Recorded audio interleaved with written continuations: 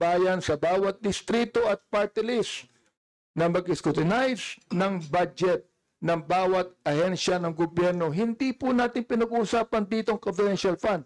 Ang pinag-uusapan po natin budget. Madam Chair, before you answer, the gentleman wishes to have a direct answer, either yes or no. Are you going to provide a direct answer? Honorable Abante? So, what is the answer? I asked whether our Madam Vice President will provide a direct answer to your query, and the answer is no. May I know why? Madam Vice Madam President? And her answer is no as well. I don't think that would be the right answer, Ms. The question is, may I know why? And her answer is no.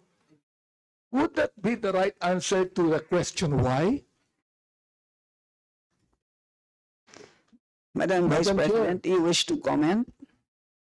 Madam Chair, hindi dahil hindi nyo gusto yung mga sagot ko, hindi nyo gusto yung manner ng pagsagot ko, at hindi nyo gusto ang mga sinasabi ko, hindi ibig sabihin na Madam Chair. hindi ka sinasagot Madam Chair, ang mga point of tanong. order.